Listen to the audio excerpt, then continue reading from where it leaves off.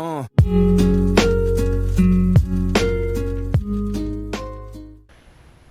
back for another day of the shop. Actually, I don't know. It's a pretty day outside today. It's supposed to stay like this for the next quite a few days, so I'll be working on the base stealth and getting a couple things on it up. Since the last video, I was broke down and I started searching for the wire or whatnot to fix the engine to make everything work again. Well, in the midst of going through all that and looking around, the simplest thing happened, which was a fuse on the engine itself. It's a little 20 amp fuse inside the cowl of the motor. So I'll show you where that is real quick. So now you see my trim works. Pull my lock out, bring this down.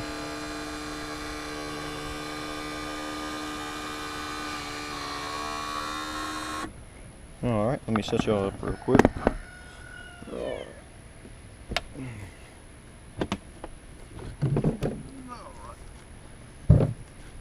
Alright, right up here is the fuse, the culprit, the infamous 20 amp fuse that decided to blow. So that's what controls everything on my dash. As you can see, it says fuse right there. So be sure you know your motor.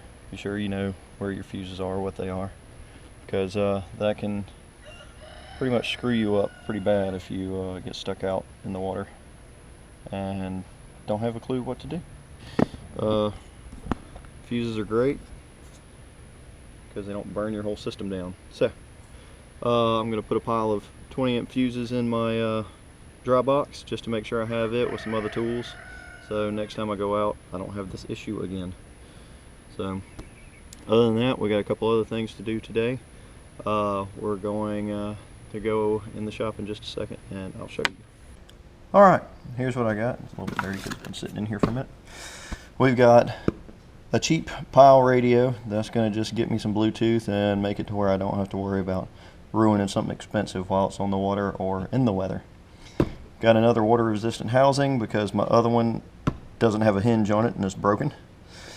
Got a Garmin Striker 4 with a GPS because my other depth finder decided to get messed up by the weather because it's been sitting out for a long time. And then got another fire extinguisher because they're required and is great to have in case you catch on fire and want to save your boat. So let's dig in a little bit and see what these things have.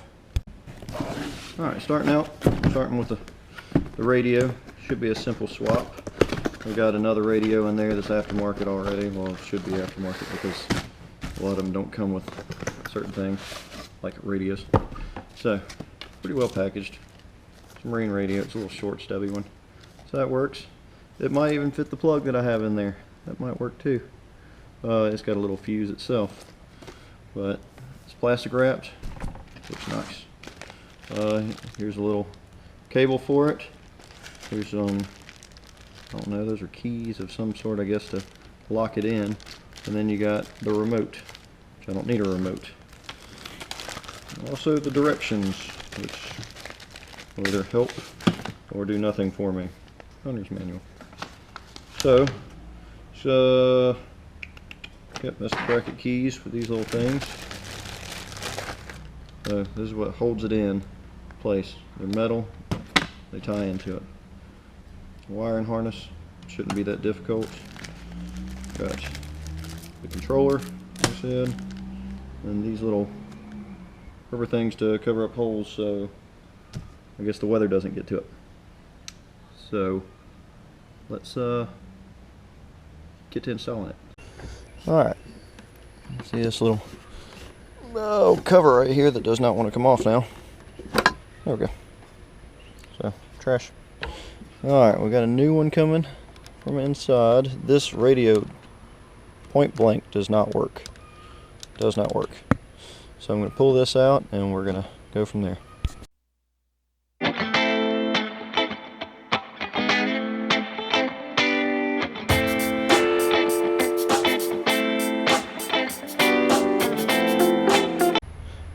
Alright, I was looking at the wiring harness right here, and it matches up to this almost identical. So actually it is identical.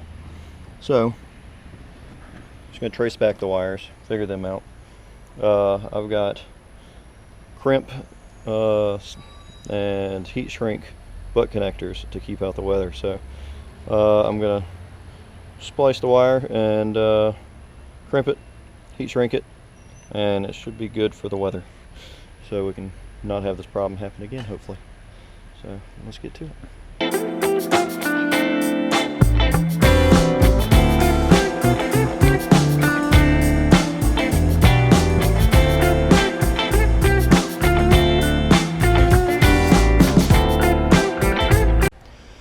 Alright, got everything wired up and everything.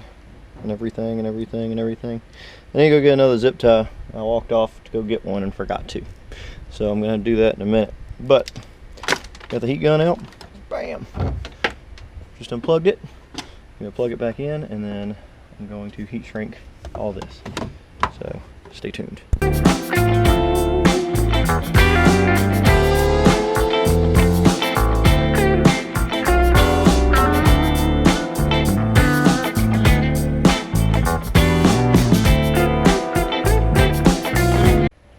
Alright, since we got all this out, we're going to be replacing this. We got the actual cover for it. It's got a rubber seal around it. It locks nice and tight. You press that button and it pops up. It's got a little seal on the back to keep it from leaking on the inside. It's got some hardware. So let's get this done.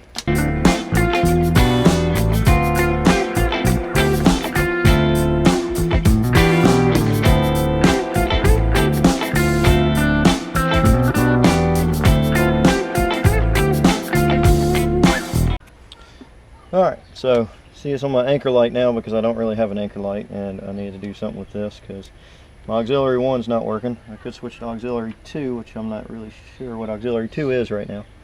But got it all hooked up. It says welcome, and got some music. So I got this. Close, open, boom. My only complaint about this is that flops back down. I don't like that too much. So, with that, click that off, power goes off. Stage 1 done. Alright, second thing to do today, or third, depending on how you want to look at it. So let's unbox this and see what it's got inside. Alright, bunch of stuff. Okay, so we have a transducer right here. Got mounting hardware for it. Got the bracket for the Garmin itself, and have a power wire. Got a template and instructions for the transducer and probably the mounting of that, plus instructions. So, first time I've actually played with one of these. Really nice looking. Can't wait to get it installed. Doesn't look difficult at all because I have another one and it needs to be wired up the same way as this one. So we're going to get this done and installed. Alright, through my big mess here, I'm looking at how to get all this transducer stuff messed with.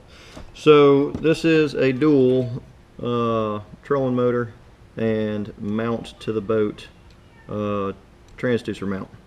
So to mount it to a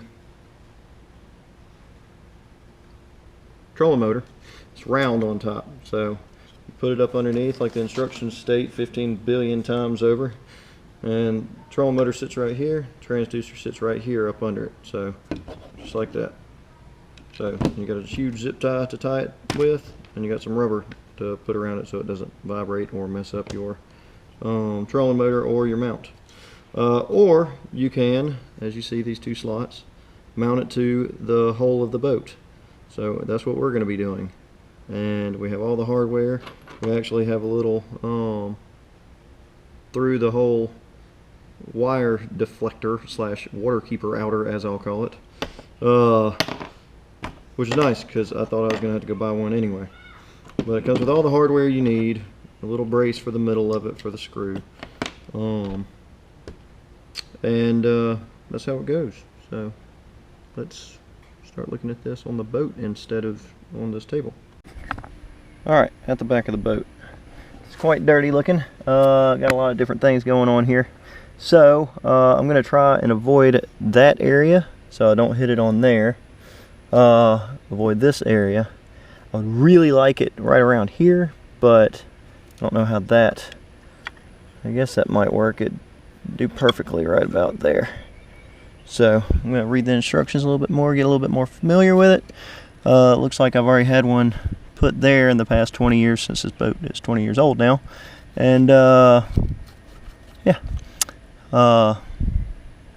So I'm going to go read some instructions, get some silicone, and then map it out on here, drill a hole or two, and then secure this in here with some stainless hardware so I don't have any leaks or anything else. Alright, mark my two holes. They're kind of small, but right there, as the directions say, it doesn't want you anywhere in this area.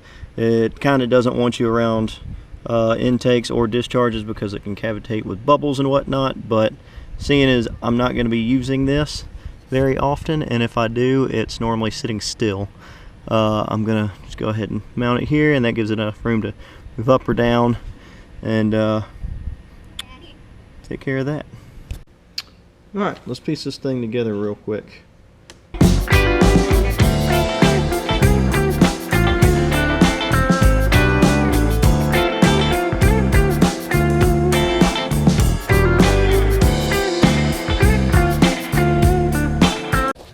Alright, seeing as these are holes in a boat and they're susceptible to water, I don't have any actual silicone on hand because I can't find it, because I do have it somewhere. So I'm going to use some engine silicone. This should work. I don't see why it wouldn't. Alright. Excuse the lack of battery power I had. My battery just died. So like I was saying, I don't have any silicone that is based for water or marine things, because I don't know where that's at. It's probably somewhere in my shop somewhere. Looked a little bit, couldn't find it. I'm using engine sealant / silicone. It should work. I don't see why not. It just won't be as pretty. So it's just to seal the water from leaking in the boat if it were to do so. So I've dabbed a couple of spots on there. I'm going to put some more on the screws, and I'm going to get this put in. So.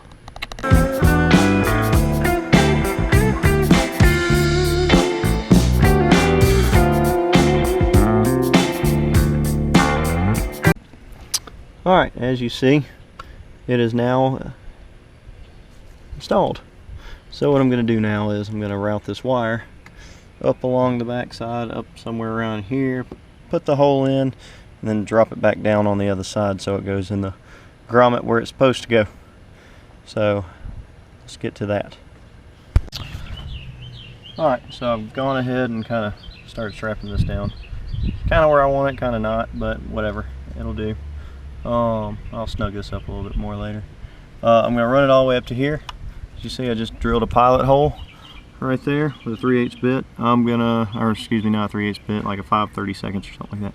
I'm going to go a little bit bigger to like 1/2 inch to get this wire in. It's a tight squeeze, but it'll make sure that water's not just pouring in the back of the boat. So let's get to that.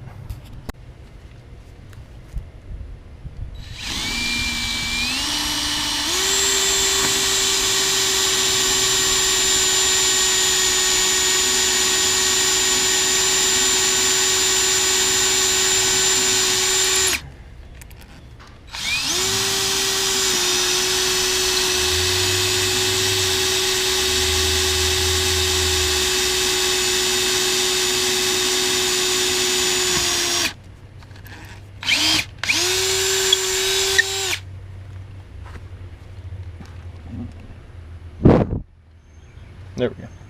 Alright, as you see, I got a little hole, pretty thick in there, but I gotta make this doohickey fit, so we're gonna see what we can do with that. Let's start that.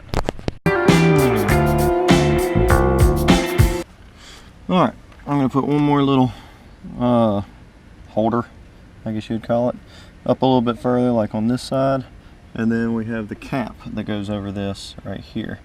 So you can see that it goes over that and make sure that water doesn't leak in it. So alright, now to pull the wire back out, this inside was not fitting. It's supposed to slip, as you see, straight in. Well, I had to wallow it out a little bit because I don't have the drill bit that fits. But now, as you see, it's flush, so that helps. So we're going to stick the wire in here, get some more silicone. I'm going to find some actual silicone, hopefully it's white, and make this look a lot better. Alright, well, this battery's dying pretty quick too. But I got it all silicone. You need to use marine grade silicone, otherwise once the water hits it, it will disintegrate, basically. So we're going to strap it to this steering cable, go down, and the positive part is once it gets down there, I've got my old hummingbird up there that we will be taking out, so I can just tie the end here, tape it or whatever else to it underneath the hole and shoot it up there, and that will create a whole lot easier path to installing this depth finder. If you don't, good luck, it sucks. So I'm gonna do that now.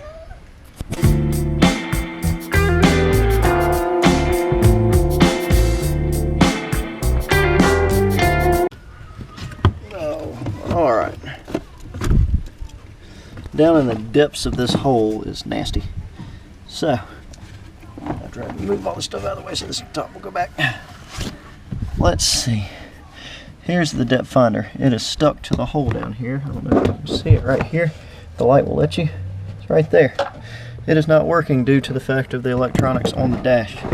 So, here's my cord that is glued down there. So I'm going to cut this and figure out the best way to secure it to this other end and wire it back up to the top. So let's make that happen. Alright, so I clipped this right on the edge of the other transponder, and then here's this end. Since this is the closest end to it, I'm going to go ahead and secure this so that it slips straight up where it needs to go. And electrical tape is your friend for this. So tape it really well so it doesn't hit anything and yank off. Make sure it doesn't have any flat edges. Tape it down really well. It's just going to come off. Shouldn't leave tape residue unless your tape's just really old. So, oops. I already made a boo-boo. I didn't put it through the rubber grommet over here. You put it through that grommet right there before I can send it off. Alright, so I've taped that. It's through the hole where it's supposed to be this time.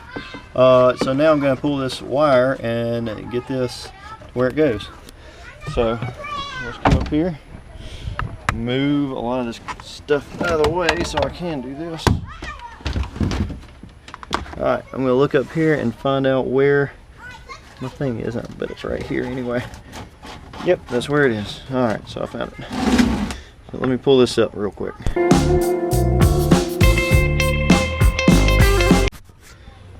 Alright, now I got to disconnect this other wire all the way up and get it all the way up there, which shouldn't be difficult, and use supplemental zip ties as need be. The more you use, the better. You never have too many. Don't let your friends talk you out of using zip ties. They are magical and they work for everything.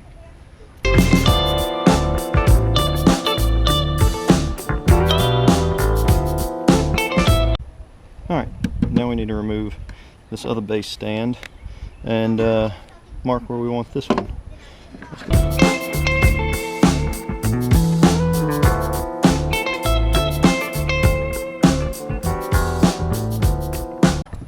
So I've ran one wire so far, as you see, right there.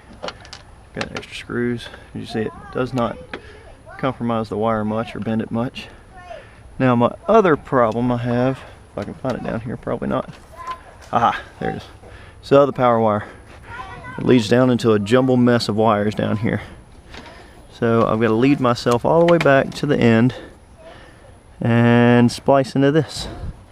So let's go read some directions on this and we'll figure out where to go from there. Let's do it. Alright, now that I've got it installed and checking everything out, replace this panel. I wired everything in through the old wiring from the other one. Mounted it, looks good. The wires aren't too tight. This thing can move up and down if I want it to. I can tighten that down possibly, I think, I don't know. But we can turn it on. It beeps. It says Garmin on it. You can see me, I can see you. So it pops up. I'm really digging this. It's a lot nicer than my last one because it's got more features. But today we've accomplished a few things. Got one more thing I'm going to do and make this video way too long due to that. Come up here with me. I'm getting rid of my manual trolling motor right here and we're going to go back to a power troll motor. I've got a battery and got all the setup for it, so I just got to install it. So let me take care of that now on time lapse because there's no reason to really talk about it. So hold on.